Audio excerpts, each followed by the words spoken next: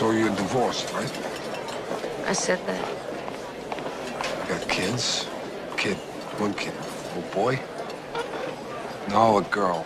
You got a girl, right?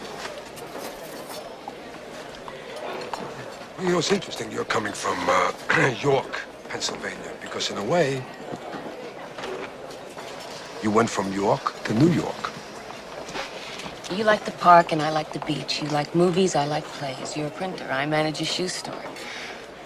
And I don't believe in wasting time on this kind of stuff. You know what you know, and you go with it. You go with what? You're just not my type. Oh, oh. I mean, just sat down. Give a little bit of time, no? I believe in animal attraction. I believe in love at first sight. I believe in this, and I don't feel it with you. Well, I'm hell on wheels once you get to know me, honey. How you folks doing here? Is that wine okay, miss?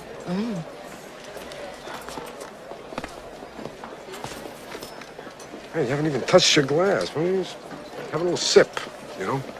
Warm up. Come on, here, let's raise a glass here. Come on. Come on, here. Come on, let's have a happy hunting toast. It's nothing personal. Oh, come on. Where you going? Come on. Kiss my tiara, bitch. Well, look at it. I didn't get Prince. Sea of Love is a fantastic erotic thriller released in 1989, starring Al Pacino and Ellen Barkin in the lead roles. Roger Ebert sums up the plot of the film nicely in the opening paragraph of his review.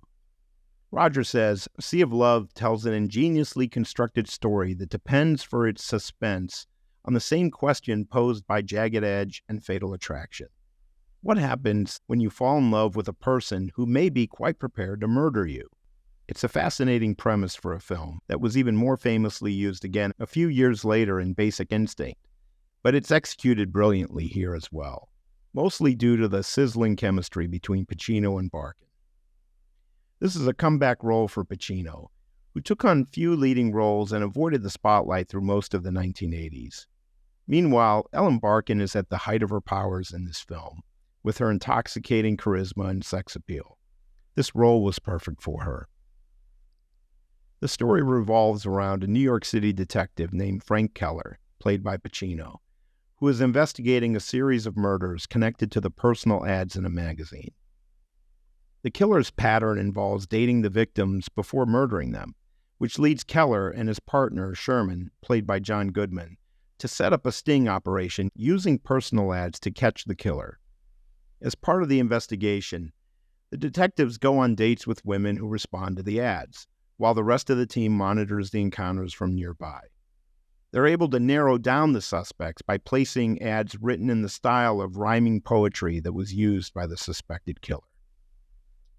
The case takes a quick turn when Frank meets Helen Cruger, played by Ellen Barkin, a beautiful and mysterious woman who becomes a prime suspect in the killings. Despite the suspicion and the dangers of the investigation, Frank finds himself deeply attracted to Helen, despite the fact that she's a prime suspect, risking the case and his professional career by getting involved with her. Frank is a mess, which explains why he might be doing something so foolish. He's a drinker going through a midlife crisis, with anger issues over his divorce. So, when he meets Helen, he's no match for this sexy and fascinating creature. This character is in good hands with the brilliant Pacino, who gives the role all the complexity and intensity that it demands.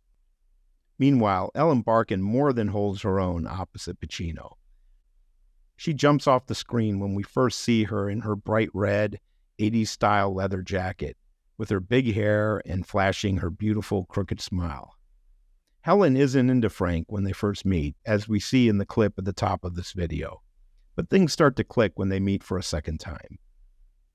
Barkin owns this movie with her portrayal of Helen, who is filled with intense passion, yet who also has an edge to her. So much of the evidence points to her as the possible killer, adding to the suspense and the dangerous chemistry between her and Frank.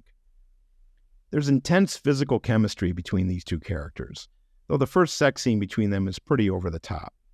Still, you can't take your eyes off Ellen Barkin as Helen, as she prowls like a tiger seeking her prey. That said, director Harold Becker ratcheted the scene up a bit too much, and years later, Barkin would be highly critical of Becker and how he treated her inappropriately on the set during this scene. The chemistry between Frank and Helen continues throughout the film, as both Pacino and Barkin navigate the script beautifully, as Frank balances his obsession with Helen with his need to solve the case. John Goodman is also excellent in this film, adding some welcome comic relief amid the building suspense. The film ends with quite a twist. In his review, Roger Ebert explains that he felt cheated by the ending, but I had a much different reaction. I wouldn't characterize it as a great ending, but the plot twist at the end ultimately makes sense in the context of the tension between the main characters and the facts of the case. The film was a big hit, earning $110 million on a $19 million budget. Critics praised the film, though I'm a bit surprised we don't see higher audience scores for this movie. The movie certainly helped to revive Al Pacino's career, as he went on an impressive run in the 90s that included an Oscar-winning performance in Scent of a Woman just 3 years later. For Ellen Barkin, this easily ranks as one of her best performances, along with The Big Easy. I strongly recommend Sea of Love to anyone who enjoys suspenseful films, particularly erotic thrillers. It's also a must-see if you're a fan of either Pacino or Barkin. Enjoy.